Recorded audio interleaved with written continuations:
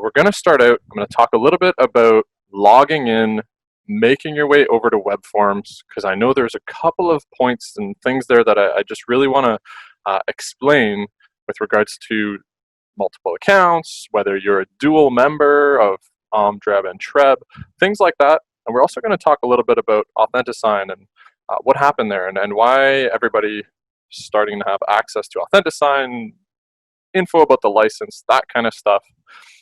What we'll do is, because it's all part of that topic with AuthentiSign, I'm actually going to start with that portion. I know that a lot of you are really after that content, so rather than put it right at the end of the session, let's tackle that first. So we will do that portion of using AuthentiSign to sign any document. It is a basic approach. It's just really like if you haven't had the chance to do it, or you want to get a little bit of practice and have a look at that process, we will absolutely go through the steps. And then wait for the actual signing to come in, and we'll do the signing as well. So it's going to be a really simplified one. You'll see when we get there, but it really kind of goes on all of those steps. As soon as that's completed, that's when I will double back into WEBForms on more of the dashboard concept and make my way down the different topics there. So we'll talk about saving content from the old version. We're going to jump into transactions a little bit and actually kind of start adding forms, adding clauses, talk about the formatting, and then we'll have a really brief chat about items in the setup. So it'll kind of wrap up the whole session there. Again, first portion, AuthentiSign, second portion, more of a kind of transaction that we're going to do together on WEBForms. First thing that I want to show you as well here is that when it comes to content that's available, I really want to, this is something I want to drop in the chat. I want to make sure everybody has it in case you were just planning on sticking around for, first half of the session, any of that kind of stuff. I think it's maybe better that I bring you here first. This is, so let me just log in with my OMID and password here. It's taking me to Realtor Link. So probably going to end up being the same thing when you go to access it as well. So good thing that we saw that all together there. I'm just going to copy this link in, and I'm going to drop it in the chat for everybody to see. Okay, I'm going to name it the Kriya Learning Hub for. Okay, there we go. We'll go like this, drop the link in. So this is just in the open chat for the Zoom meeting that we have right now. If you were to just click on that link, you're going to see a really similar option to myself. If you, like I hadn't logged into the Realtor Link, it just prompted me to do it again.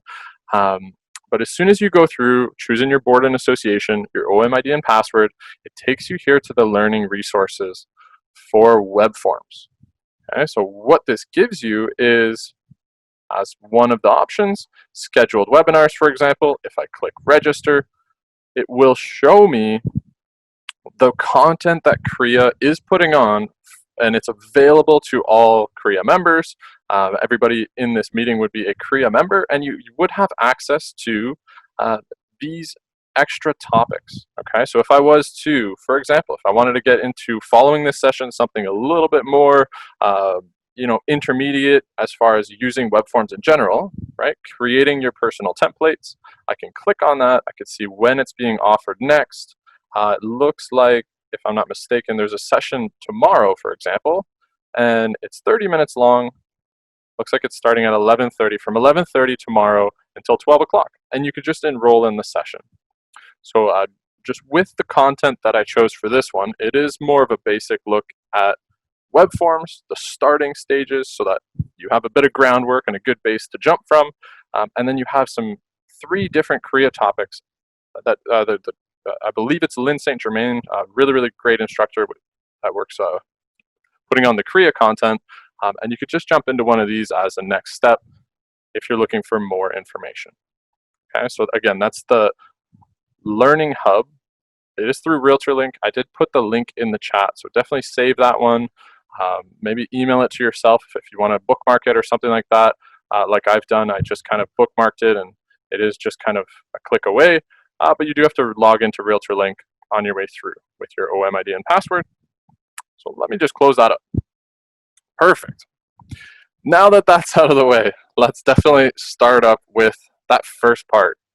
As I mentioned, the first thing that I did want to discuss was just the idea that for anybody that is a dual member or a member of multiple boards, in effect, okay, this can be very relevant because how you access the new WebForms platform it's really important the direction that you take. Okay, if I was to just do like this, as you can see on screen, I just have my matrix open. Okay, I have the option to just hovering over the tools menu, and just clicking on WebForms 2019. Right, as soon as I click on that option, it's set up to just kind of load in. It's going to bring me into my member dashboard for WebForms, and I could hit the ground running right from here. Okay. What I do want to show you, okay, because this is one way to enter. You can see we're logged in as Eric Garand, for example, right? This is the new WebForms. Let me go ahead and do it a different way here. If I was instead to just go to webforms.com, sorry, what am I doing here? Webforms.ca, of course. Here we go. Let that load up. Well, this would be the main page that Kriya's set up at its base, right? The one in tools is just a single sign-on. Because I'm signed into Matrix, I can click on it. Or I could just go right to webforms.ca. If I click on sign in, and I just want to tackle both sides of it. Well, looks like we're going to do it on a new window because we did put in our realtor credentials here. Go ahead and bring this up. So here we are.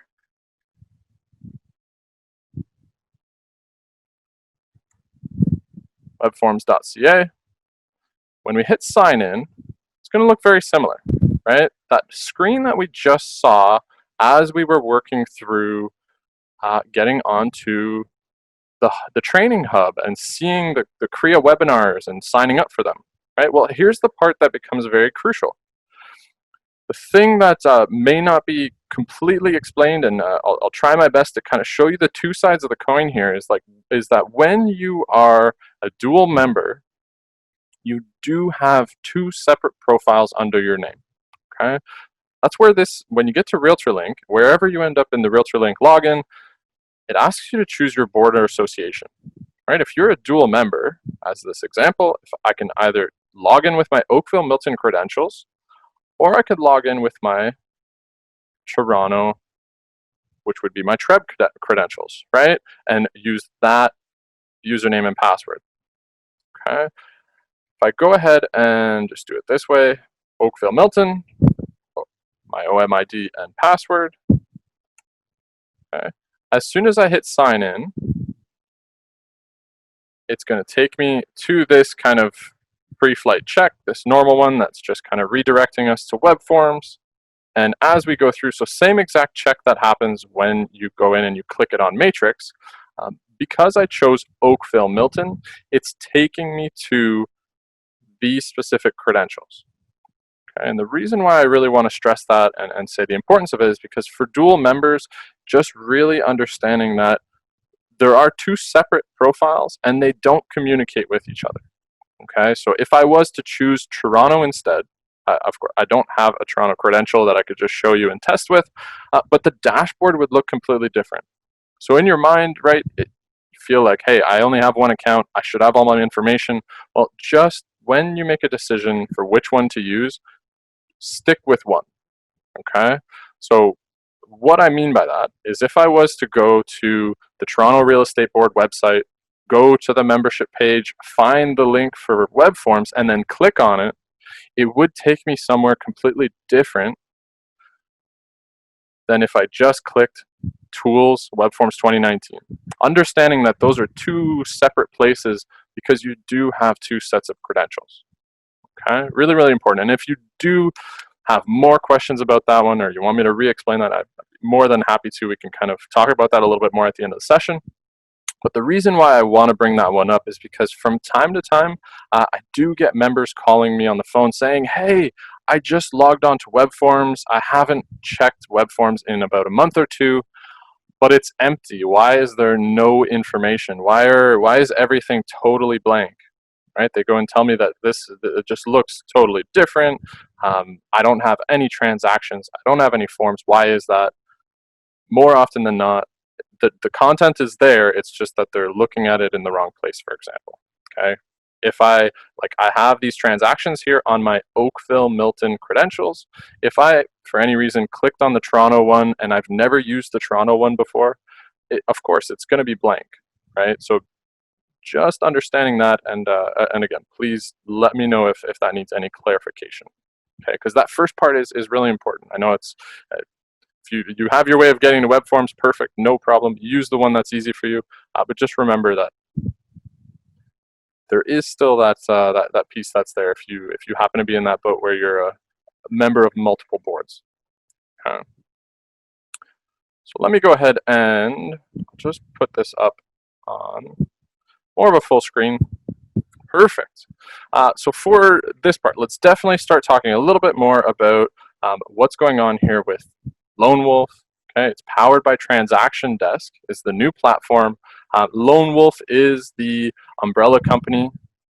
They've actually ended up acquiring a couple different companies in order to put this content together.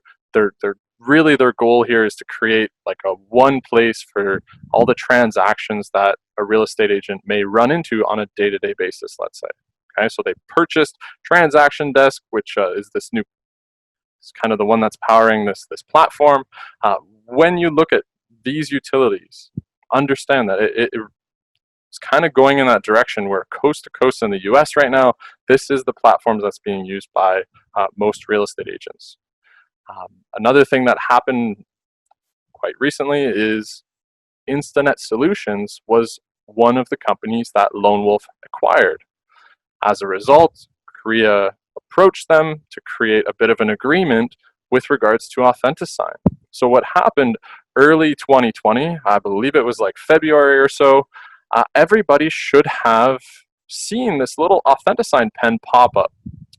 Perhaps you had it linked previously because you hadn't had an AuthentiSign account, you went into your app store, you hit the linking option, maybe you already had it type of thing, but if you hadn't, or if you hadn't done that just yet, either way, everybody should receive this. This is something that's consistent for every real estate agent or everyone that's a member of CREA, let's say. So the agreement is that every participating member of CREA in all of Ontario, it's location-based, has access to an AuthentiSign license within WEBForms. Okay? And that came out at kind of start of this year as the new agreements were taking place and WEBForms was being rolled out. Well, this is something that's been added on. Okay? What I would absolutely suggest with that, which is really important, if you do have DocuSign that you're paying for or a Next One account that you pay into annually, let's say, before you jump in and cancel those, please try AuthentiSign, see if it works for you, okay, so that you can make that comparison. I'm going to show you a little bit about AuthentiSign so you can have a little bit of groundwork if you're not familiar with it, but really at the end of the day, you're going to have to make sure that it meets your business goals because it is going to be different access and there's going to be different utilities than the other program that you might be used to if DocuSign is the one you've used in the previous years, for example. Okay, but just know that AuthentiSign is something that for all CREA members in Ontario, you have access to it within WEBForms. Okay.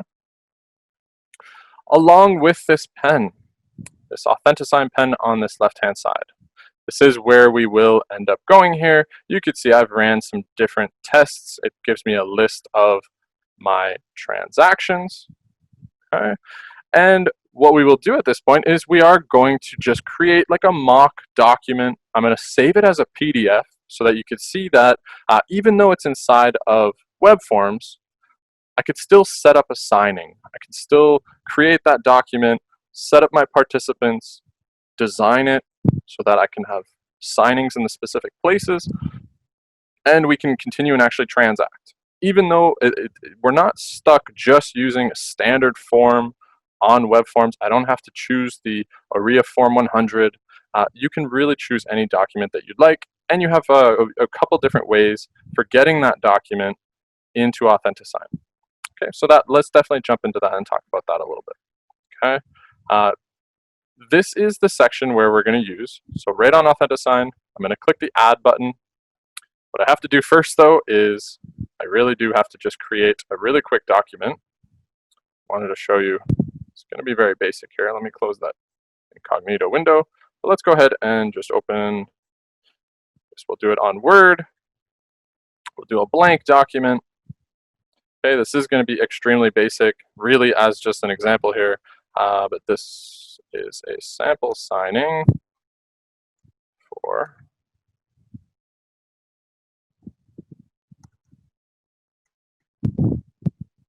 okay, let's just do something really simple like this. Maybe towards the bottom we'll go signature, maybe a little line, date. Okay, I will really make it simple here to try and go a little bit quickly. Okay, so it will look pretty silly and simple, but this is the document that we're working with. So you know which one we're talking about here. If I go to save this, let's get this somewhere we can see it. So how about on the desktop? Okay, and we'll save it as a PDF. So let me go ahead and save that on here just so we have it. If you already have maybe a Schedule B that you want to follow along with, or any document, you don't have to recreate this or anything. You use anything that you'd like. I just wanted to show you that it is, you can use absolutely anything. So that's our document. For us to open it up, right? See what it looks like. It's just a couple of lines, and then our signature and date, for example. All right, so I'll close this up. All right, we will get back in here, go back to full screen, and we can actually use that document now. Okay, so within WEBForms, we are on the AuthentiSign section here, the AuthentiSign pen. I'm just going to hit Create AuthentiSign to add a brand new transaction to this list, for example. Okay, first off, whenever you're working on WEBForms, if you are a little bit newer, you kind of using the platform, you'll notice that whenever you create something new, it always prompts you to, at the very least, put a title. So in this case, it really is just asking us to actually add a signing name. We're going to go sample signing for training. And would I like to go to the new signing? If I check this box, it just means we're going to go right into it. I can either save it just so it's ready to go for next time, or we can go right into the signing and start preparing it. And then if we wanted to attach this to an actual transaction, we have that option as well. This is not going to be attached to any transaction, so I'll just keep that blank. So we've just gone with a title, and we will go right into the signing because we want to go to the next stage. So I'll have that checked off. We're going to hit save, and we'll just let AuthentiSign load here. Right now we're at that next step. Okay, so here's our sample signing for training. It carried through our title. I'll just leave it. I'll leave that as the signing name. Of course, you might choose something a little bit more relevant for the situation. The first thing that we're going to be hit with is this option here for the participant order. Okay, so how do you want the signings to take place? If there are multiple parties involved, do you want it to be the first person that kind of gets to it, right? It sends out the email to everybody at a particular time. Does it matter that it have to be A, then B, then C, or can it just be like any order, right? So first come, first serve. I'm going to go with signing in order. So if I had 2 or 3 different parties that need to sign, the order that I choose is going to be that first person. When they're complete, the second person will then receive the document that already has that first signing on it. Okay, so I'm just going to go sign in a line, pretty standard there. Okay, we don't need these advanced options anymore. We're not doing the first come, first serve, so we'll just do as this one, just going to sign it in order. Okay. Now that we have that one chosen, we can move right over to participants. Okay, so we can either add ourselves if we are part of the signing. If you're the representation, there's something on there that you need to sign or initial, right? Do that yourself. You can add them from your contacts, whichever contacts that you've chosen to create within the application, or we can add a brand new participant, which is the option I'm going to go for in this case. And now there's a couple things to talk about with regards to this participant who's going to be one of the parties involved in the signing. what sort of title am I attributing to them? Okay, so are they a remote signer or an in-person signer? Right? In this case, it's going to be remote. This just means that it's going to be sent over by email, and they're going to be able to do an e-signature. Okay? Do we want them to be a reviewer instead? Okay? It just means that they need to kind of look over the document and kind of approve it in that case. Oh, I'm just going to stop the video. I didn't notice that someone had it activated there. Apologies if that is distracting. So is it just somebody that needs to review the document, for example? Okay. And last but not least, is it just a person that's being CC'd in on the email to know that it's taking place or any of that kind of information, right? We are going to go with a remote signer. We want to see how this ends up looking. I'm actually just going to put it as Eric G in this case, and we're going to send it to ourselves. Okay, so if you are following along, right, feel free to just add in your own name or just a mock email that you might have, or however you want to test it. And you could test it with as many participants as you want. I'm just going to use my Oakville Milton credentials here, and it'll send it to the email. Okay. As soon as you have that set out, I mean, I'm not going to put in all that other information. You just hit add, and I would add myself on. Okay. Of course, if there are multiple parties, right, you would go right back in. You can just continue to add them from wherever they may come from. Maybe you would use the add another if you're doing like 4 in a row kind of thing. We're just going to go with the one to keep it simple in this case. But as we have chosen in the details up top, that if I go back, it's going to be signing participants in the signing order. If I did add 4, it would go from the first to the second to the third to the fourth kind of thing, in that order because of this choice. But we did just go with a single signer in this case. Then we're up to the stage 3, where we are adding the document itself. Okay, so you have quite a few options in order to add this in. From the top here, if you select it from forms, or you select it from a transaction or from a document, right, what would happen is this is all, these top 2 options are all going to be relative to what I have available on my WEBForms account, right? If I want to go grab a form or I want to grab a document, it means that it's over here, part of my WEBForms, okay? If you want to grab it from a different cloud service that you're logged into, if I want to go to OneDrive and use like a shared drive with the company or something like that, well, I can go log in and kind of find the file from that side. Okay.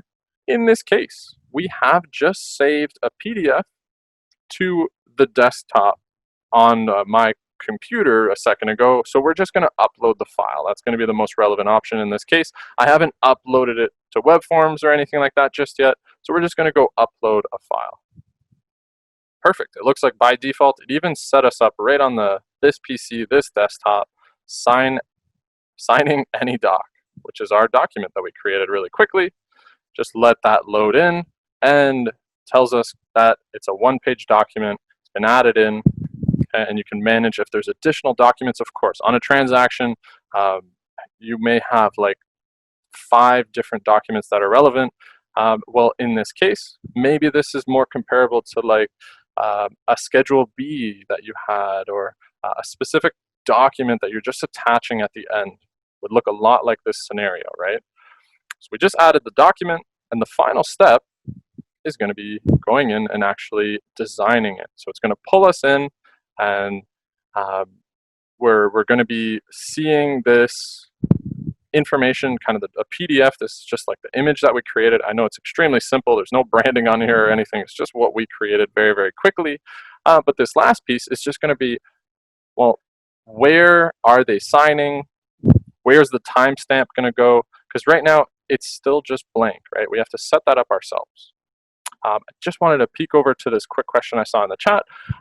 Quick question. Can I send the listing agent as well CC copy if I'm a cooperating agent? Okay. Well, you really have the option to include anybody that you want on this. Okay.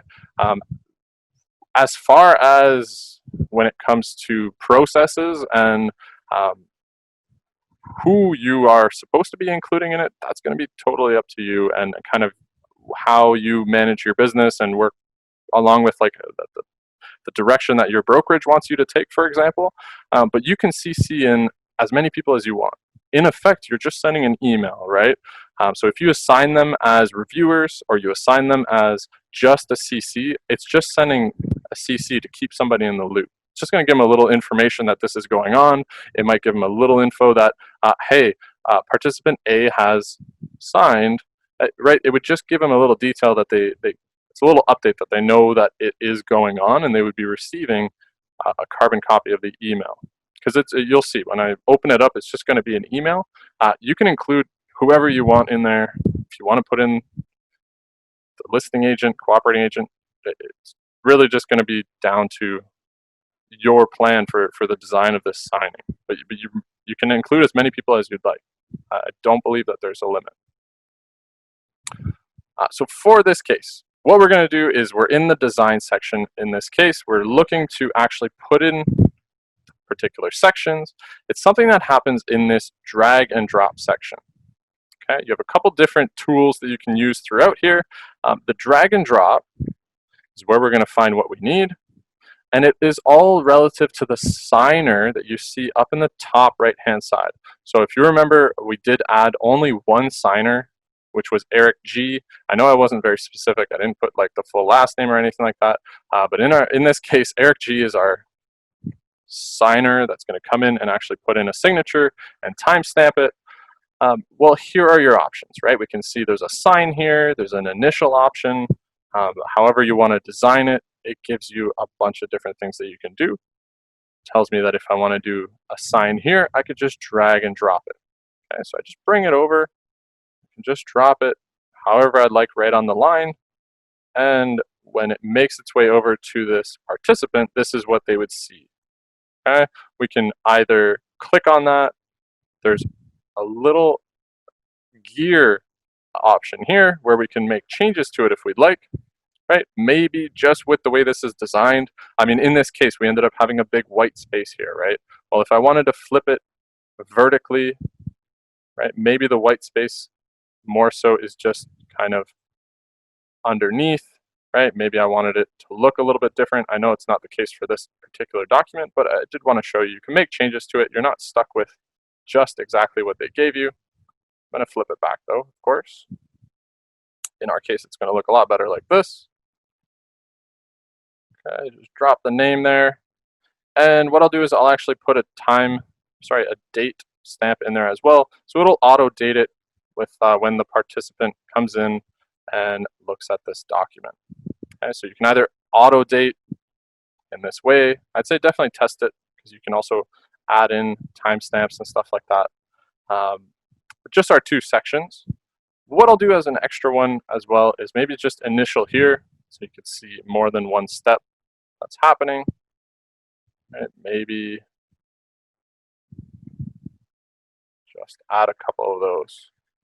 So we've got initial at both lines, initial here, sign, and those should be the steps, the 3 steps that this participant's going to have to actually complete. So if I hit next, now that we've designed it, prepared it for the actual participant, we will see a little message here letting us know if we want to go in and we want to customize the invitations and take it a step further, we can absolutely do that. Or we have the option to just hit the send button. If we want to just use the default, that's what I'm going to do in this case. And then we can have a look at what it looks like.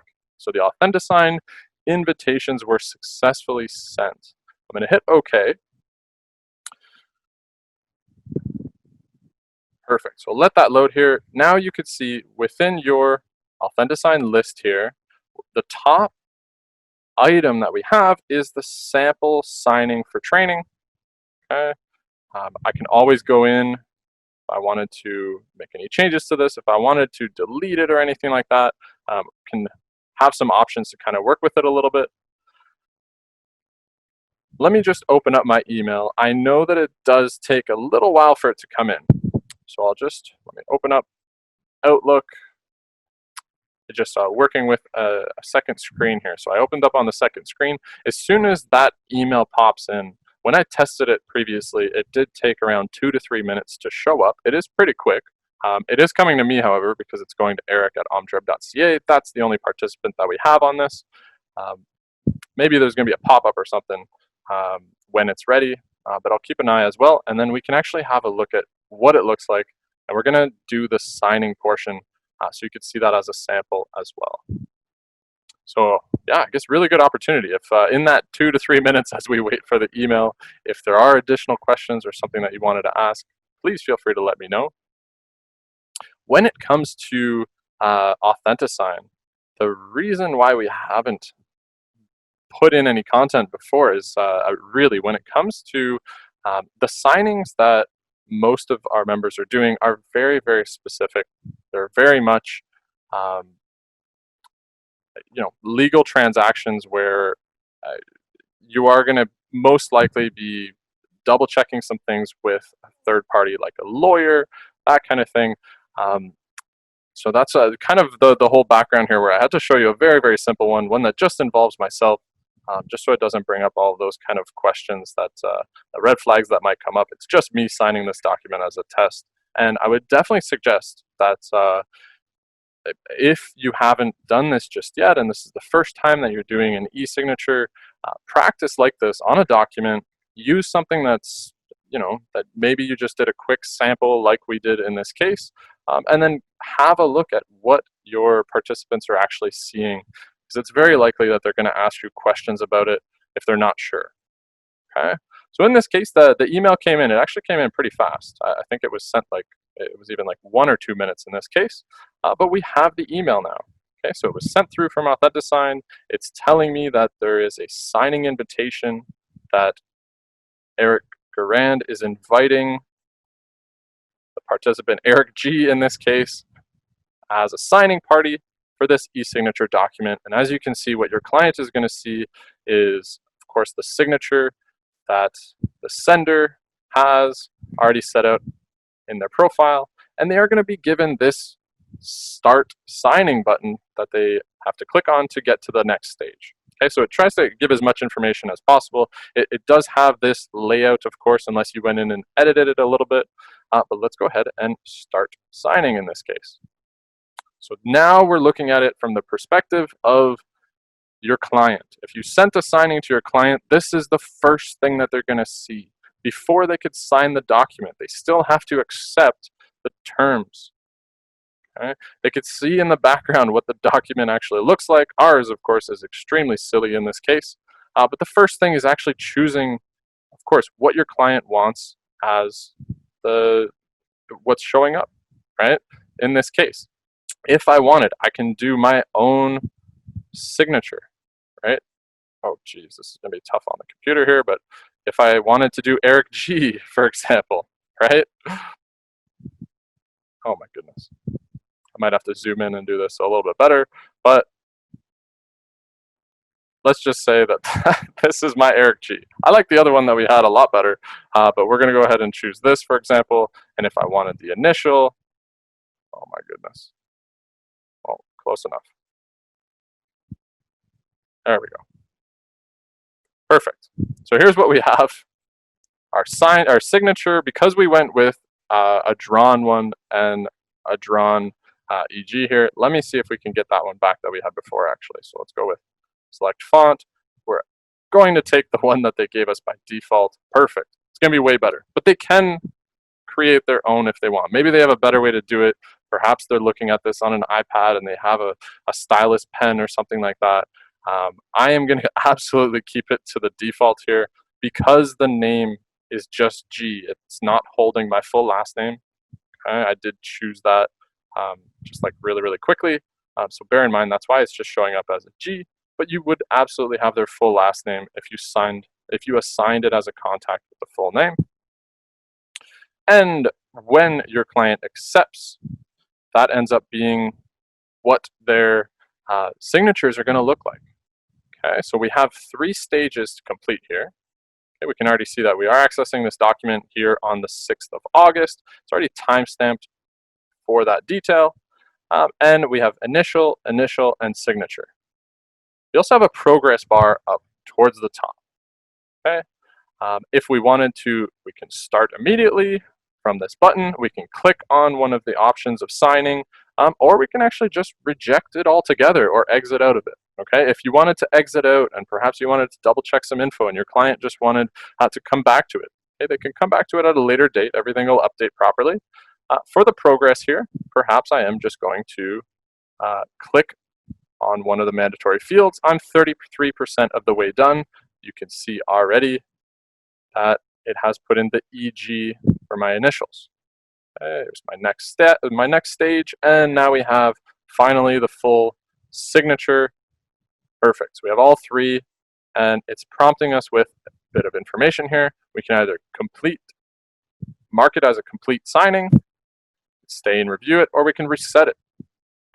Maybe we didn't want to we did something on there, we wanted to go back and make a quick change. Well, you have the option.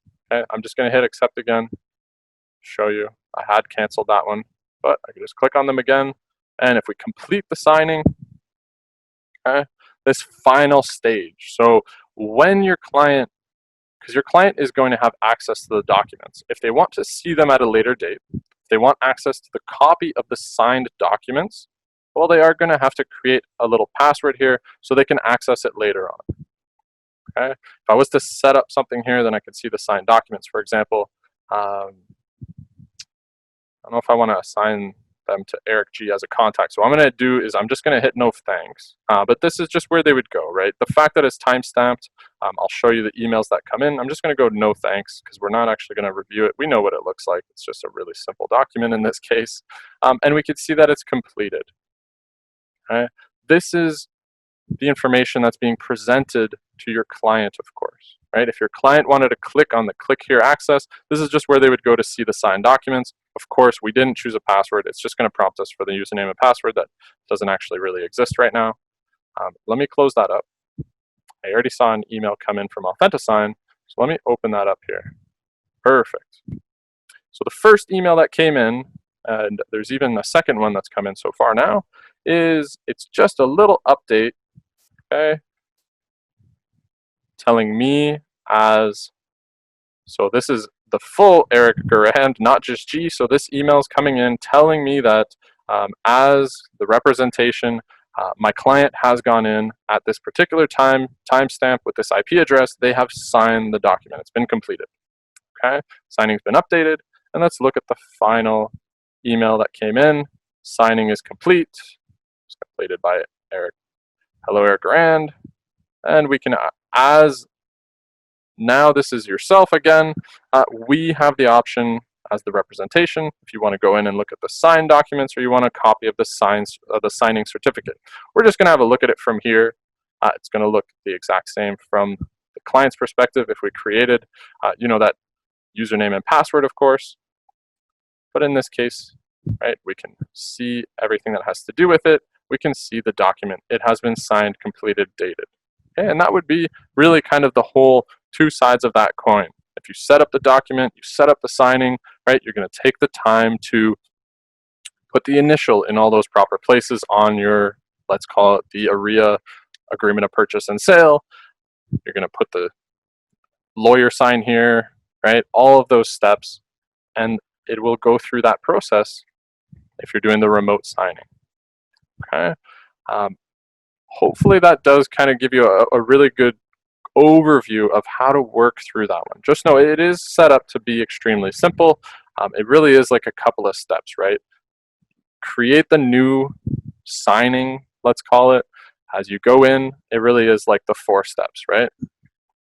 It's the detail step, participants, adding your document, and you absolutely have to design where the signing is going to take place. That's created in this last step, and then they get sent out.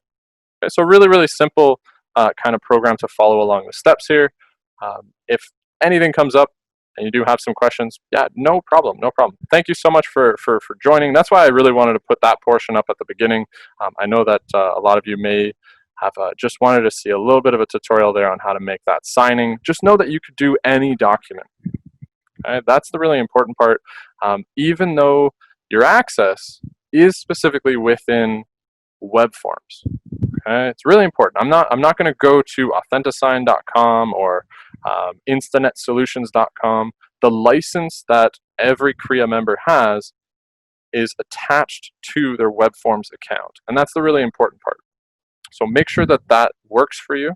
You're not stuck only using the forms available on WEBForms. You can do any document, just like how we did this document here. But have a look through it, get some practice, run some tests as like a mock client and mock representation, so you can make sure that it's actually what you're looking for before making the decision to switch away from something like DocuSign or Next One if you're very used to using that one. Okay, but that really is kind of the two sides of it, so you can see what it looks like and work with that a little bit. If you have questions, of course, once again, after you get that practice in, definitely feel free. Jump in, send us an email, help desk, and then we can kind of look it over and help you if it's something that we can walk through with you. Okay, perfect. So that first portion there wraps up the section where I really wanted to tackle AuthentiSign a little bit. And as I've mentioned, where we're going to go into at this point is more of that basic overview of WEBForms. Okay, with the goal that we want to look at some formatting when it comes to an actual transaction. So I'm going to go back to full screen here. Actually going to close up my other screen. I had my email open and stuff like that, so hopefully that doesn't pop up or distract us. Perfect. So now we're inside of WEBForms, and we can talk about more of the WEBForms stuff. And the first thing on the list, as I mentioned, was the dashboard concept. Okay, so whenever you log in and you make your way inside of WEBForms, this is kind of your landing page, right? Much like how when you log in and you go onto OnRegional, you're going into the matrix system, the home page that you have, it really is like your dashboard, right? There's a bunch of widgets on there that you can move around.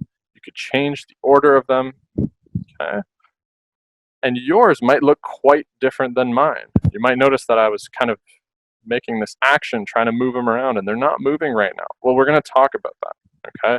You can change the layout to however you want it to look. What I'm going to do is talk about these four options up at the top here, just a really brief intro of them. A couple of items that I want to tackle down the list here before we jump into a transaction, and then we can have a closer look at that and add some clauses to an actual form. First thing here, all the way to the right-hand side, you do have a lock unlock. This is how you manipulate your dashboard. Okay, whenever I open this up, you'll notice there's a little menu that pops down. You can kind of scroll side to side. If you're working on maybe a Mac computer, you might not see this line. It might just be like a 3-finger swipe to the side if that's the action that you've set for it, right? But when I open this up, now I finally have the option to move things around where they were previously locked when this lock was closed. Okay. You'll notice that there are a couple different colors here. There's some blue options, there's some green list options on the right, and also the ones that are grayed out. Okay. Anything that's grayed out means I already have it out here towards the bottom. If I close any of these by removing them, they just pop back up inside of that drop-down menu. Get rid of templates, right? Some green ones here, get rid of AuthentiSign, get rid of forms. Right now we're just down to 2 options here, and if I locked it up, it could be as simple as that, just those 2 visuals. A button to create a transaction, a list of transactions. And of course, if I open it up, maybe I could make it look a little bit better in this case. Right? Maybe I wanted to open it up, see more of the preview, and that's really what your dashboard is, right? It's mainly like a preview of all the things that you may have already created or included on your WEBForms profile. Okay. I've really just simplified it in this case. We only have the button to create and the list of our transactions. And the reason why I did that is just to make it feel a little bit more like the previous version of WEBForms, which is where we're going to go in really just like 2 minutes here. I'm going to show you how you can get back to the legacy version of WEBForms in case there are any documents on there, and they used to be called transaction kits. Well, if you want to save those, maybe you want to save them to your computer, show you how to do that in case you want to use any information on them at a later date. Okay? You can absolutely manipulate this dashboard, not to be overlooked. Make it as busy as you'd like, or simplify it if you want it to look like this. Really completely up to you. Just before we jump into the legacy version, I just want to show you, if you are a little bit newer getting into this WEBForms, okay, there's a really good resource here. The quick start and the how do I really are the same, generally the same type of thing. If I click on one of those options, it takes me what looks very much like a table of contents. If I was looking at a textbook, right, I have this introduction, appendix, all that kind of stuff. It really is just like looking at a table of contents, and it's actually a help resource where you can work your way to visuals, step-by-step instructions of how to tackle something maybe you haven't done before in the system, right? I can go to working with WEBForms. I can make my way down to working with transaction templates. And maybe if it's my first time creating a transaction template and I'm not sure how to do that, I can just click on that. It'll explain, it will give me visuals. Step 1, click the setup. Next, click on transaction templates, right? So very, very well put together documents here that Kriya has created, giving you like a step-by-step guide. Okay, there's also, if you remember that little image there with the screen and the question mark, same thing. If I want to view a video instead, there's also a table of contents that's just specific to that. This video is only 2 minutes long and shows a step-by-step of that process, how to create a template within WEBForms. Looks like it's taken a minute here to load, just with everything I've got running on my screen right now, but you can see really like 2 minutes, it kind of gives you a bit of a tutorial as well. Okay, so that was the how do I, quick start. Sorry, the how do I is the video part, the quick start is the one that was like the PDF step-by-step. So the two are available there. The part that we're going to jump in now is saving transactions on the legacy version. So I'm just going to click on this option here so we can have a look. It's going to take us to the old version. We are going to undoubtedly get this pop-up asking us if we're sure that we want to go there. Yes, we want to go to the legacy version. So I'll just click on that and wait for it to load here.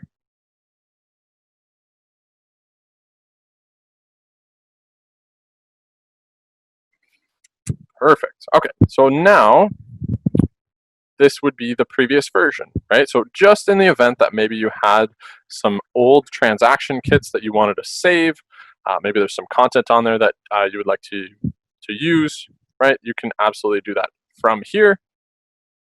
Once again, please, just do not activate your video chat.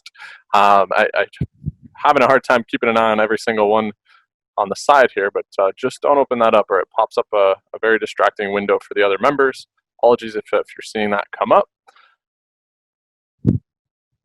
Inside of the legacy version, if you are used to using this one, perhaps if you did a transaction a year ago or so, or anytime previous to that, this is the old version of WEBForms, currently called Legacy. Okay. I've just kept one transaction kit on here to manipulate just for training. You'll notice there isn't a way for me to create any new content. It's just view only or read only mode is what you have on this one. So you can go in, you can have a look at the content that you had. You can either go into the actual kit, look at the forms, look at the information. I just can't create anything completely new. Okay, but the part that I want to show you is if you're looking to really, if you're coming to the legacy version, the only goal that I can kind of picture in my head though is like if you're looking to archive some of your previous information. And how you would do that is, I find that the easiest way is right up on this main screen where I can see that I have a kit named 114 Maple Avenue. Well, it gives me this download option right from this screen. Of course, I can go into it, I can click a download option from there, however I want to manipulate it. You can do that if you'd like as well. I just find it's really simple to use this option here. It looks like kind of an arrow pointing at a little hard drive. And if I click on that, it's going to ask me what part of this kit I want to actually save. Maybe I only want the agreement of purchase and sale. Maybe that's the only part that had information in it. right? So I can save the agreement of purchase and sale. I know that that document has Schedule A at the bottom, maybe some clauses involved already, right? And my final option here when I go to save is either, do I want it to just be a read-only PDF, so I can't edit it, this would just be an image, or do I want it to be an editable PDF? Maybe in this case, I'll just do editable PDF. If I want to use Adobe later on, maybe I want to add some words to it, make some changes, well, may as well choose that option just in case the situation comes up. I can hit the save option and it will just save to my computer. Okay, it's going to go straight to my downloads folder by default, I believe. Right? If I open this up, we can have a look at what it looks like. Right? You're going to see it as a very, looks like I was using this one for a lot of different trainings and stuff, but it's just a very basic one. So if I go down, it looks like, okay, perfect. There is at least some clauses, right? Maybe this was the part I wanted. Maybe I wanted to save the clauses and I just wanted to copy information out of it for later. Right? Well, you can do that. This is the document that's already saved to my computer. Looks like I've saved it to my computer 4 or 5 times because this looks like it's a copy. I probably have a whole bunch in my downloads folder. But let's close this up. So if you have, you know, a certain amount of these, have a look through them. I'd say definitely get to this as soon as you can. It is still a really important step. As you know, this legacy version. Korea has not reached out with a set date on when the access will be closed to this website, but this is something that is eventually going to happen. Okay, so just bear that in mind. When you have the chance, go in. If there's something you want to archive, just download it to your computer, name it whatever you'd like for sorting. Keep it on your computer, put it on a USB stick, whatever works for you. It's going to be a lot better to just have it. Right? You don't want to be in that scenario where they close the access and then you can't get to those files if you need them. Okay, so definitely save them so you have them for later just in case.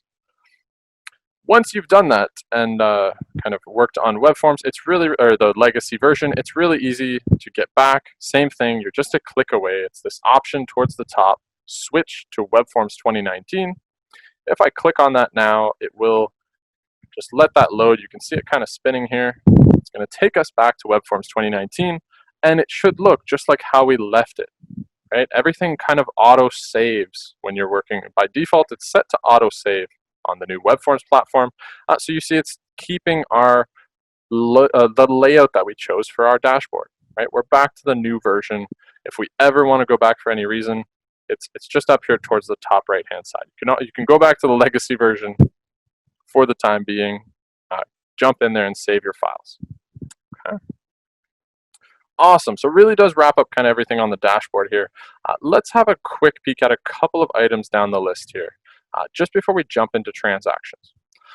So of course, whenever you're working on WEBForms and as I mentioned, this is really a glimpse into the different sections, right? So right now, I just have a little preview at the couple of simple titles that I've chosen and little simple transactions that I may have created in the past.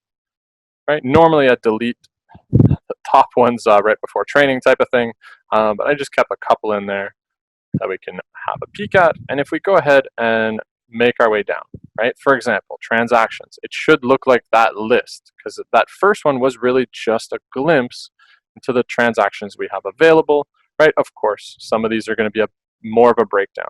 Right? There's a section for your forms, a couple of bells and whistles on our way down here from documents, tasks, contacts, things like that. Okay, I'll just say a couple of words about a few of them here, and then we'll actually create a transaction by coming back here, and we can talk about some formatting with the clauses. We've already gone through the AuthentiSign one, so that should be a little bit familiar, as well as the origin of where they come from, which is the App Store. And if I ever wanted to add an additional third-party signing option, right now I have AuthentiSign attached. I also have DocuSign attached.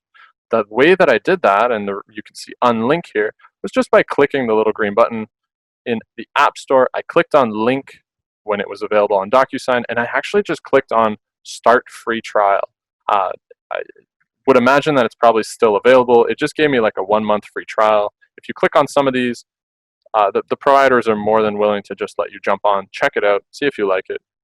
before you end up purchasing type of thing. So feel free to look at them if you wanted to compare them to AuthentiSign, but you do have this one attached and available. Next section here, forms, right? This is where we are going to pull a document. We're going to end up pulling an ARIA, agreement of purchase and sale, okay, much like this one here. Okay, it's just going to be a Form 100 that we're going to work with when we get to that stage, but you can go into forms and have a look through all the standard forms that come available, as well as whatever perhaps your board or a particular board or association has chosen to put in their folder. Okay, so if I make my way to the Oakville one, I think last time I went in here, it was just like a property information, info data sheet kind of thing, 2 different info data sheets. So the folder for Oakville just has those 2 forms. Some boards, I don't know, chose really a lot of documents. I'm not sure why, but yeah, I feel like the only ones you really need are the info data sheets. The rest of them are probably ARIA forms, FinTrack forms. They're already in those files. If I go to like Brampton, I think that's one of the culprits that just like, there's hundreds in here. I don't understand why, but apparently they created Brampton ones. Beyond the point, you can access all these forms for when you're ready for your transaction. We'll see that when we're ready to add the agreement of purchase and sale, of course. But maybe something to note there is when you're working inside of WEBForms, just that idea that everything is kind of batched together, right? In a lot like how you would look at different files on your computer, right? You go to like your documents folder, your downloads folder. Well, everything is kind of set up in little folders, right? I can go back to home. It could be individual forms, the ARIA folder, right? I would expect to find the forms within here type of thing. So keep that in mind. It's going to show up, especially when we get into clauses, that kind of thing. Everything is just kind of neatly put into folders. So get familiar with that for sure, because that's the way that the layout is within WEBForms here. Say a couple of words about documents in a moment here.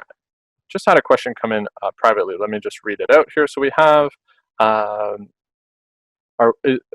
is WEBForms available on mobile? Can the documents be signed on mobile?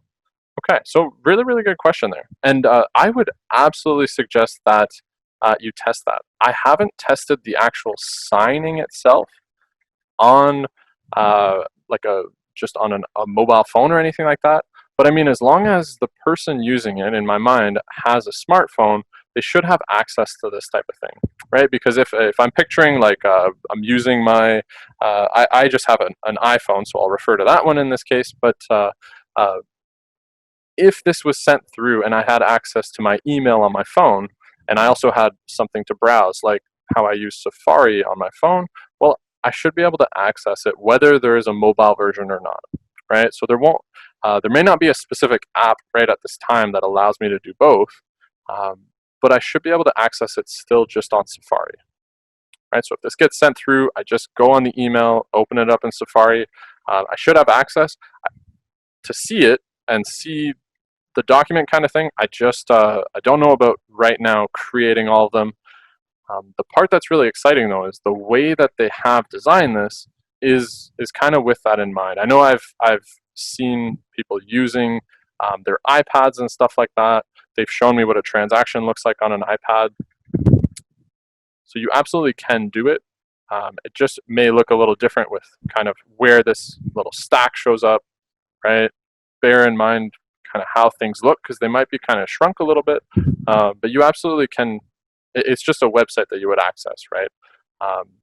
Definitely want to test that signing part though, just to see if it is feasible for yourself and for your client. I find that those things are a little tougher to do on kind of such a small screen, but that's really based on your preference. You should still have access though. Yeah, no problem. Okay, when it comes to the documents section, here is where more of one of the options, the bells and whistles that you have available to you. What this is just like, you know, how you have perhaps a shared drive or a Google Dropbox. Well, Korea has included one here where If you would like to save some documents, you have the option to do that. Okay, if I was to, again, everything is going to be in the sense of folders, right? If I go in and I look at my folders, well, you'll see the folders that I created. In order to create Eric's training resources, I would have clicked on the add button. I would have created a new folder, of course, right? Let's just go in there to the next stage and see what's in there. So it looks like what I've got is 1, 2, 3, I've got about 5 different documents. And this was just me kind of testing with different file types, right? It looks like I have a 2020 training date one, which is just an Excel file. Looks like I did these when I was using a Mac. I'm using a Windows computer now, but at the time I had like an XLSX, which is just a Mac's Excel sheet, a Mac or an Apple Word document here, right? PNG, JPEG, these are just image files. So you have a couple of different files that you can work with, right? If I was to do something like this, we have this one already, signing any doc. Maybe I'll drag that one in a second. Let's also take this. I'm going to go File, Save As on the PowerPoint that we were using. View more options. Let's take it all the way to the desktop. Testing file type. I'm going to save this PowerPoint under that name. You'll notice I like saving things as I work with them, and then I just delete them. Let's minimize that again. So we have a testing file type, which is a PowerPoint file, and we have a signing any doc, which is a PDF. Let's add those on so you can see what that feels like, because this might be a Schedule B, and this might be branding that you're trying to put on.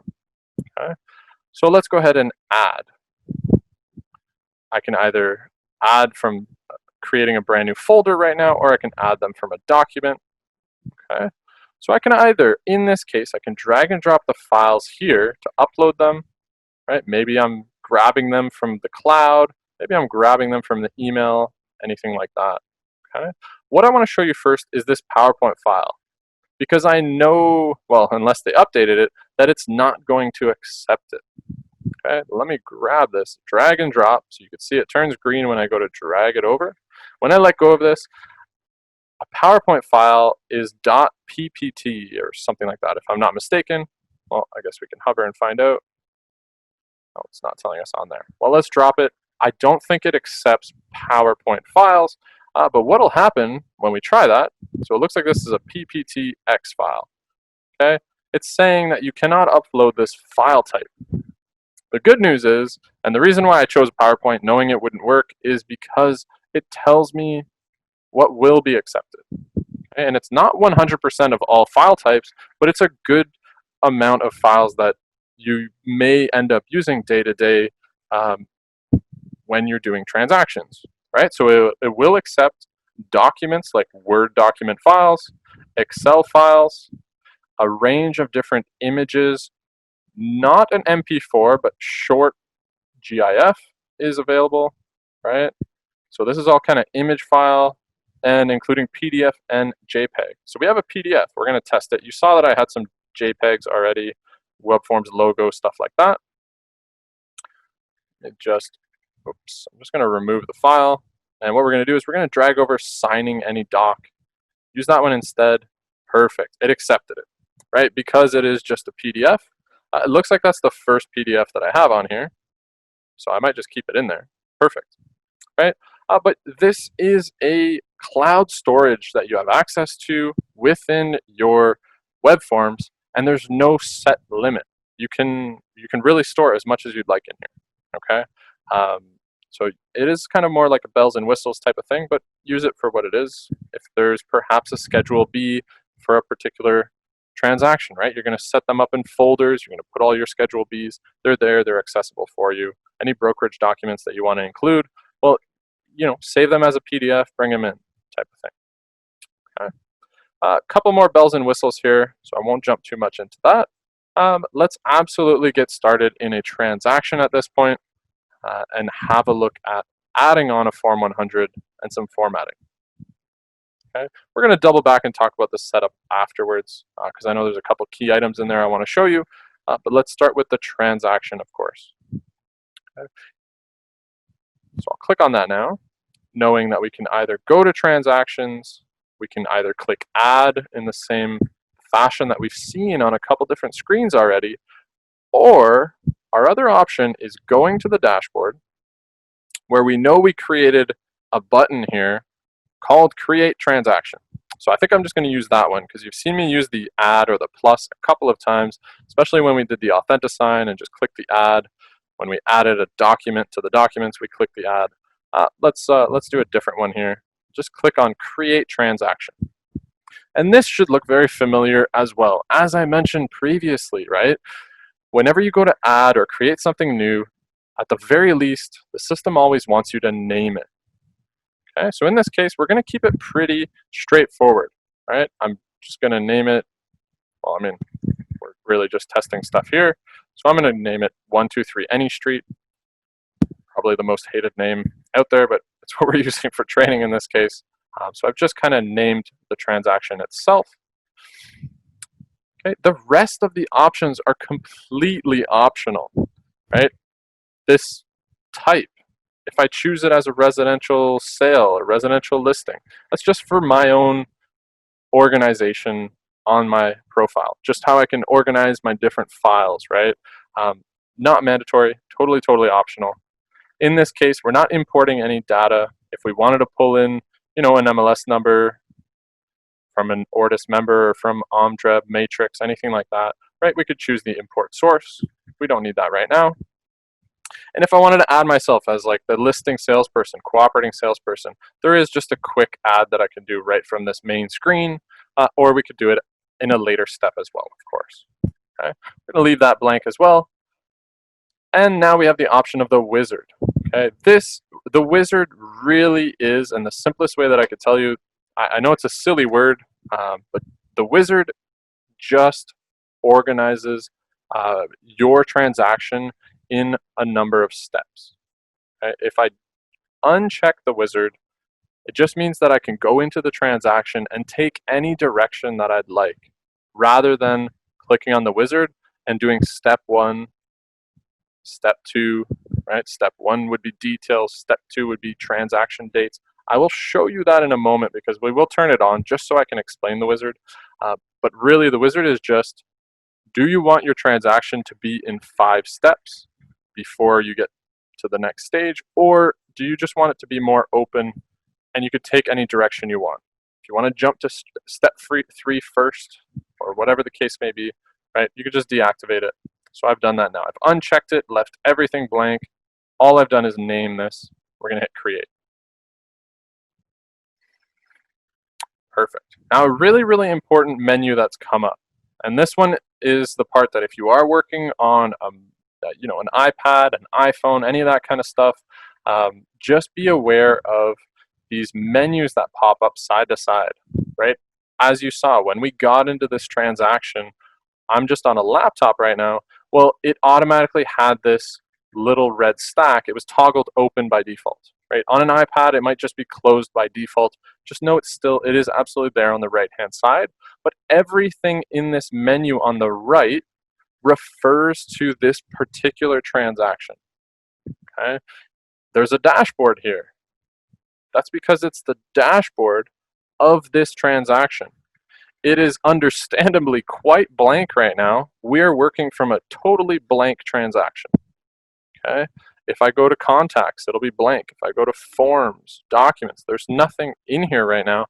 We're just working from a completely blank transaction. We haven't added anything in just yet, but understand that all these menu options on the right refer to 123 Any Street, whereas if I go to the left-hand menu, remembering that there is a dashboard here, but these items refer to my entire profile. These are the big general items, right? Like if we go to the dashboard, we would see a list of all available transactions, where this left-hand side, the dashboard's very different. It's just a glimpse into this smaller transaction that we're working from. Okay, so just understand that layout for sure. When you create a new one, it does put you on the details form. This is a distribution form. Okay, if I type in information such as street number, street name, okay, I know I mentioned that everything on WEBForms saves automatically, The one place that is going to prompt you to manually approve and save something is this distribution form, okay? If I type in 123, any street here, okay, you notice that this check mark was previously grayed out. Now it's blue. I can hit save. I'm not going to prompt it by actually clicking on it, but you have that option. What I'm going to do is I'm just going to navigate away from the details. We're on the detail screen right now. If I click on forms, because I'm planning on at some point adding a form 100 to carry in this information, well, if I click on forms, it's undoubtedly going to pop up and say, hey, you're about to leave the page. Would you like to save your changes? This is the one place where it will prompt you to confirm your changes. And the reason for that is because it is a distribution form.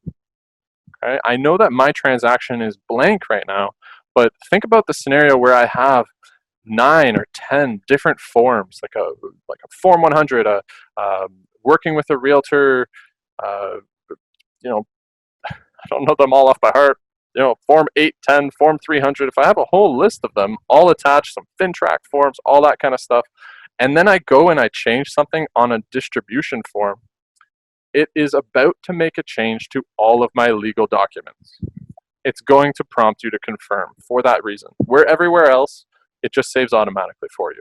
Okay, so here's my confirmation. Yes, I would like this to go through, would like it to carry through to my forms, so I will absolutely confirm and say yes. Okay, in this case, I would expect that, there we go, property details saved. If I ever went back to details, those would absolutely still be there. Street number, street name, right? But let's absolutely go to the form itself. We'll add it on. We'll see how it carries in. Okay, so let's add forms to the transaction, hitting the little plus that we've been using previously. And this should look very familiar as well. As I clicked on forms earlier, right, I'm not going to click over there, but when we went to forms, it looked a lot like this. All the forms are in their set folders.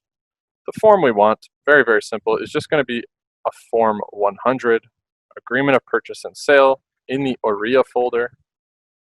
You can either go one to one into the folders to find what you're looking for, or you can do a keyword search up towards the top here. If I was to just type in something like purchase, right?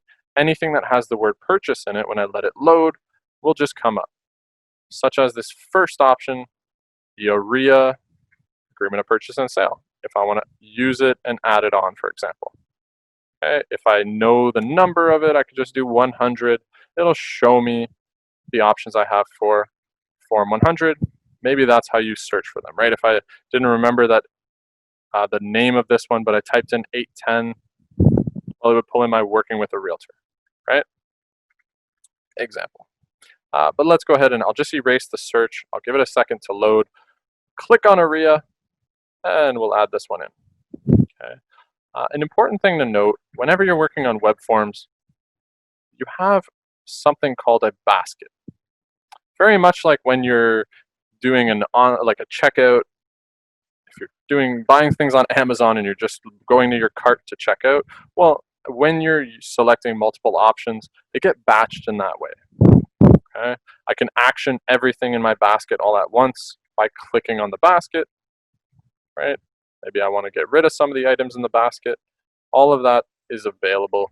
We just want to add the one form in this case. Let's get to the OMDREB agreement of purchase and sale. Perfect. Okay. Now we do actually have a form attached. If I went to dashboard, right, I would see that this is the dashboard for 123 any street. Now it's not blank anymore. We have something going on. Okay, perfect. Right? If we were to actually go into the agreement of purchase and sale. Okay, just wait for that to load here. It's going to give us our document. And because we already put in some information on the distribution form, we would expect it to carry through to the correct corresponding location.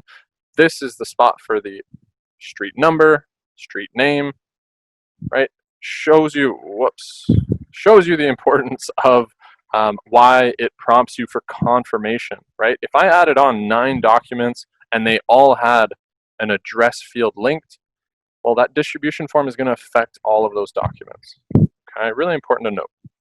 Before we jump into page 6 and the Schedule A, right, we're going to talk about clauses in just a moment here.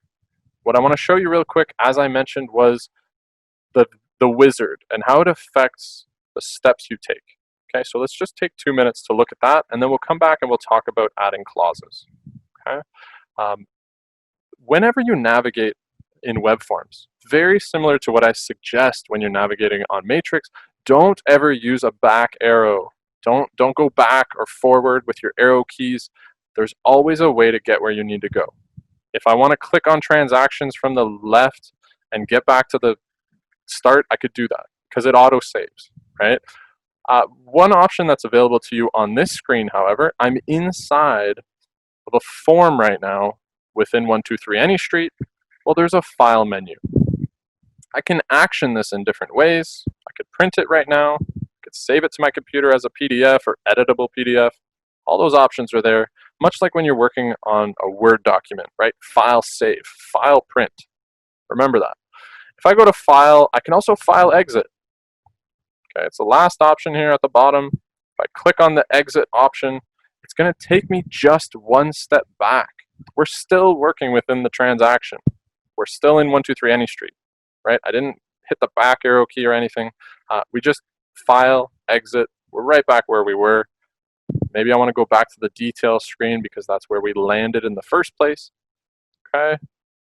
Looks like I erased this because if you remember, I kind of dragged it over by accident. It did not like that I did that. So I'm just going to add this in again. Hit the save option. Okay. And I mean, really important to note that this is a distribution form. The thing with your forms is that it's a two-way street. Okay. If I change something on my form, it is going to affect my distribution form because the two have to match. Okay, so really, really important to note that. Just as you can see, it did make a switch there. What I want to show you is the direction that you took. As you saw, when we entered this, I kind of jumped around to the different screens. I showed you the dashboard. We went into forms. We looked at some different things. Did that for a reason. I want to show you the difference here when you enter the wizard. Okay, let's actually do it from the dashboard because when you're done when you're finished the wizard and you click done, it takes you to the dashboard, which looks just like this. So let's actually start from here as a base. What I'm going to do is you can click wizard at any time. It's always available at the top right hand side. What I want you to understand again is the wizard just puts you in a step-by-step way to approach a transaction. It's 5 steps, starting with details, finishing with, I want to say, documents. We're going to see that in a second. So let's go ahead and click wizard. It puts us onto the details screen. Wizard is displayed at the left-hand side of it, and it shows me that I'm kind of locked into these 5 steps now. I am on step 1 of 5. It's called details, right? If I go next, I'm now transaction dates. I would move over to, I believe, contacts, right? And then forms, and then documents. It's a 5-step process. We know we already have a form because we jumped in and put one in, right? Where if we did the wizard at the beginning, this would have been blank, and we would have added the form. Okay? 5 steps, documents is last, hit done, takes you to your dashboard. That's really all, again, a really, really silly word, wizard, to describe. It's just a step-by-step process. So if you just as a preference, if you enjoy those 5 steps and taking them one at a time, use the wizard. If not, just disable the wizard. Don't worry about the wizard. And then if you prefer to just jump into whichever option that you'd like from the right, that option is there for you as well. Okay, so just bear that in mind. That's all the wizard does. Just puts 5 steps, and you can follow them more of a linear approach to a transaction. Okay, at this point, I just want to get back to that form we were working on. We're already on the dashboard. Let's go ahead and just click on that form 100. Okay, make our way back. Let's add on some clauses now. So we still have our 123 Any Street. The option for our clauses is going to be on page 6, right? If I click on clause right now, It's just this option here at the top. If I hover it, it's called clause. Well, I would expect it to just add some clauses. The only place I can add it is on page 6, my Schedule A page, but you're noticing this pop-up.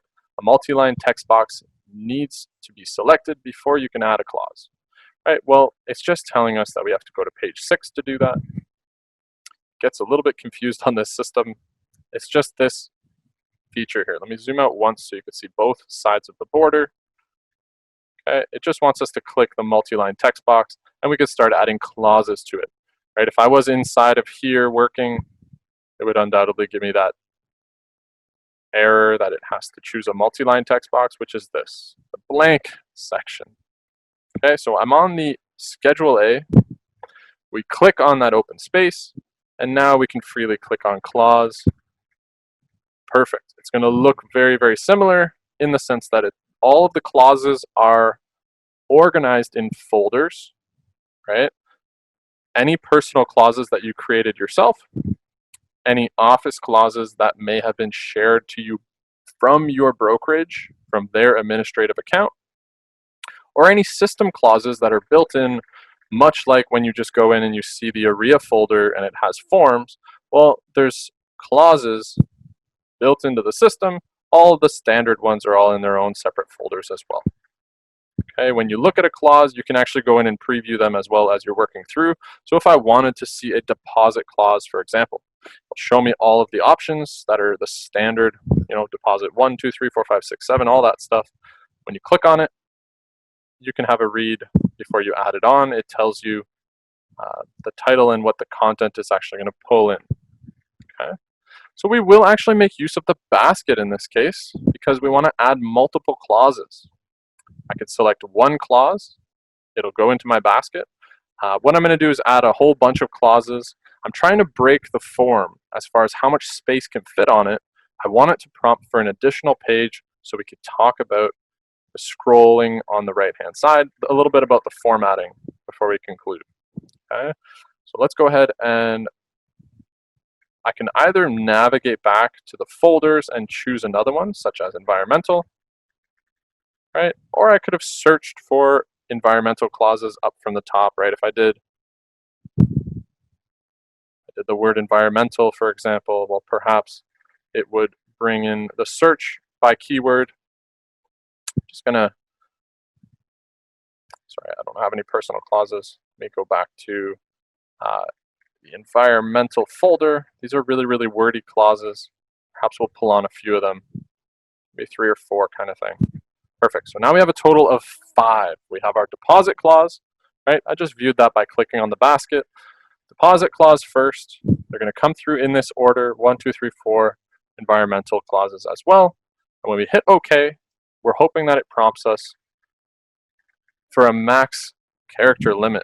Okay, would you like additional pages? Yes, absolutely. Okay, so let's let that load in here. When it's finished loading, it will actually put us on the new page, the 7th page, with which content pushed through the size of the form itself. Tell right off the bat that we have a little bit of formatting to deal with. We have the beginning of this is the letter Y, so that's the part that we definitely want to address before we continue. Okay, we make our way up. Now we can see page 6, the first Schedule A page, right? Where before we only had 6 pages, we now have 7. Okay, and the part that I really, really want to take a quick minute talking about is this scrolling option. So what's happened here is there is a bit of a section that you can see down below that doesn't quite fit on this form, right? If I can send this to AuthentiSign right now, I could send it to a printer if I want. What will happen, however, is because it's larger than the actual field, it may compress the information a little bit. If we call this, like a size, let's call it a size 9 font, well, it might compress it to be like a size 8 font just on this page so that it fits. It'll size it to fit. I don't want it to do that, so what I would do instead is notice if there's a scroll option, because it shouldn't be there. I can cut this information, right? It's just that last piece of the paragraph. I can get rid of that line that's there, and as I toggle side to side, it's clear that that scroll option has gone away, right? If I click somewhere and I start making a space, well, you could tell when the scroll option is there. It's very apparent, right?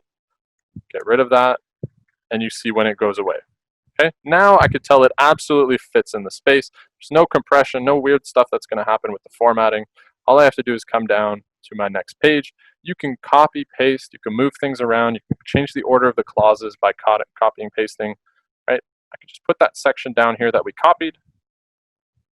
Perfect. Okay. So it looks like that letter Y was a part of a word. We'll match these up so they're just link them up, all part of the same clause.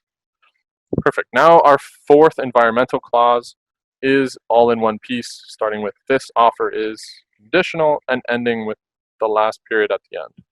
Okay, so we address the formatting a little bit, and we don't have to worry about this, the scroll option.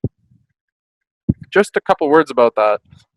They have put out updates that it is something that's being reworked for a number of different forms. In my mind, right? When I'm working on a Word document, I would just expect that when I hit enter, and those lines would just go to the next page. So they have mentioned they're trying to make it a little bit more user-friendly. Some things that are being added on are things like when there's a date that has to be entered in a specific place, they'll give you like a little calendar option. You can choose things like that, right? You see it's kind of starting to show up in different places, so be aware of that. But this is all part of kind of the formatting. Just know that it's there because it's something to, wow, really putting on the wrong place here. Perfect. Okay, so you address the formatting, and the idea is that you just have to address this one time. Because the whole end goal here with the way that this application is set up is that you would eventually be creating a transaction template so that every time you are running, in this case, maybe this is a residential offer, right? Well, for this residential offer that we're making, I would have a template, probably called something like residential offer, and I would only have to address this formatting once, right? I would make this look however I would like, and I wouldn't have to deal with this and copying and moving stuff over the next time that I do a residential offer. It's in my template, it's already ready to go, right? Just bear that in mind. But what we can do at this point is if this was, I mean, of course, you would work through here, you would start adding in the buyer information, you would go through all the steps. Not something that I'm going to go over in this training for obvious reasons. But if this was the completed form, let's say, okay, how you would get to that next stage, that stage where you're sending it to a signing partner, is actually available to you from the top of the screen. You can either do it right from here on the form itself, okay, when you link the signing option, as long as you have the pen, right, or if you went into your App Store, drawing a blank here, if you went into your App Store and you linked even just DocuSign or any signing option, you would have a pen here, right? You're going to have it because AuthentiSign's been carried in for everybody, but this pen here sends you to the signing options. If I wanted to send this form to DocuSign right now, I could do that from here. If I had next one linked, it would let me do that one as well, right? I could send it to whichever one I choose, and I'd be able to do all those steps that we saw at the beginning. It would ask me if I went to AuthentiSign and sent it through, it would be on that step. Step one, do you want the signing to be in order or first come, first serve, right? It would eventually get to designing this and putting all the signatures where they go, okay? Bear that in mind. What I'm going to do is I'm just going to go File, Exit, and I just want to show you one more thing that might come up for you when it comes to signing, right? If I go to my Forms section, okay, there's also a basket here. Let's just say, let's do copy just so I could show you something. Perfect. Okay, so it looks like we have a copy of it. We've got two different forms here. They're kind of the exact same thing, just so that I could show you what you would do if you had multiple forms, right? What if I had 8 forms and I want all of them to go to AuthentiSign all at once? Well, it might look a little obscure at first. It's just inside of your basket. Okay, I've selected more than one option on this page. This is my Forms section. If I click on the basket, there's more signing options here. I can delete them, I can save them, I can email them all at once, I can even print them, or I could send them through all at one time. Maybe I have 8 forms that I have on this transaction. I just have to batch them into my basket and action them from here. This is how you do more than one at a time rather than just an individual signing. Okay, perfect. So with that, I know I've gone over my time just a little bit here, and I do apologize. I have a couple final words that I want to share with you. First off, I know I mentioned there was a couple of things in the setup menu. So 1 or 2 items in the setup menu that I just want to point out for your attention so you know where they are, and then I'll show you where you will be able to access the recording of this session, because it is something that's going to be put up probably early next week type of thing. I know I have a couple of videos I got to finish and in discussion just with the editing and everything with my communications department, but we're putting all of these up. So if you want to watch this at a later date, see that section on AuthentiSign maybe one other time, I'll just show you where you can access that. I'll probably be speaking for about 10 minutes tops, and then I'll open the floor for more of a question and answer. So please feel free to stick around for that if you do have the time. First part I want to show you, again, in the setup section. Okay, so I'm just going to exit out of this completely because we've done everything that we need inside of the transaction itself. Would expect it to just auto-save what we were working on. We're just going to go into the setup to look at a couple key items very briefly here. Okay, knowing that the setup is on this left-hand side, okay, right here over top of the App Store. Important things to note in here really are things like your preferences, your program settings. It is the place where your clauses are hidden, as well as your transaction templates. So kind of like 4 items here that are pretty important in the setup. In your setup is where you're going to put in some of that groundwork that's really going to save you some time as you approach things later on. Okay, and the part that's obscure, and I definitely want to show you a couple here, is especially in your program settings. Okay, preferences is really just things like what email do you want to be attached to your account when you send things out? What is your signature? Things to do with your preferences, personal preferences, right? Program settings is going to be a little bit different. This is going to open up a whole list of everything that you pretty much have access to when you're working with WEBForms. I can see that right here. It's titled Program Settings, and all of these little arrows are little drop downs of how I can manipulate those options, right? There's going to be specific settings for forms. There's going to be specific settings in the case of a transaction, right? When I open this up, it gives me those options. Every single time I approach a transaction moving forward, I can approach it a different way by removing the wizard, for example, right? Don't overlook these options because they might, you know what I mean? Whenever you create a new transaction, if you remember at the beginning, the wizard was checked off. If I don't like that, I can get rid of it so it doesn't bother me every single time.